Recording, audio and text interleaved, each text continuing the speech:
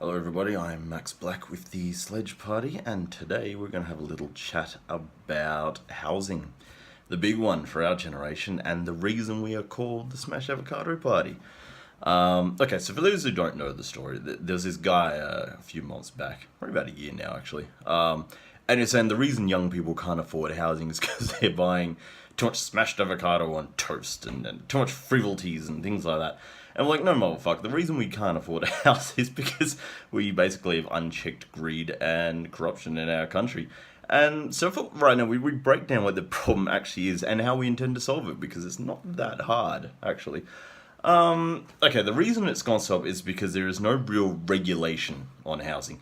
We have an issue here where investors can buy houses and then they're not obliged to do anything with it. So people can buy an entire apartment block and leave them purposely empty to inflate the prices of the apartments around them. Which, if you're a billionaire, you can afford to do that. The problem is, it does actually create a lot of accommodation that is completely unused, and there are no consequences for doing so. And we think that that's just fucking ridiculous. We think we have no problem with people being investors in housing. In fact, we encourage it. We are not anti-capitalist by nature or anything like that.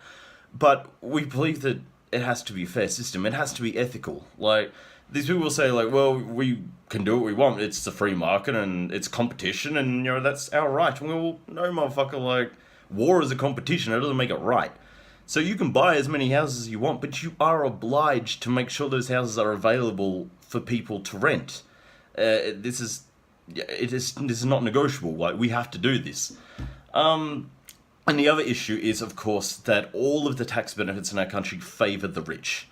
In fact, as many times we've all said, it is much easier to buy your fifth house in Australia than it is to buy your first, because of negative gearing and tax incentives for investors and things like that. It's made it nigh impossible for first home buyers to get a house. I mean, just look at what's actually happened in our country. I bought my house in 2004, and I got it for about $400,000. My house today is worth about $1.2 million. And I have done nothing to it. It is not a particularly good house. It's just because that is how fucking insane the inflation prices have gone. And that makes me sound like I'm rich, but I'm not. If I were to sell this house, I still wouldn't be able to buy anything decent, because every fucking house is like $1 million now. And if you're on an income of, $80,000, and that's a good income, you're going to be in debt for the rest of your life to own a house. And that's just fucking insane. We need to fix these tax laws. We need to give first home buyers a chance to buy their home, and we need to make sure that the people who are buying up apartments are leasing them out at decent prices. This is something that has to happen. We need a regulation on rental controls, and we need full overhaul of the tax laws involving first home buyers.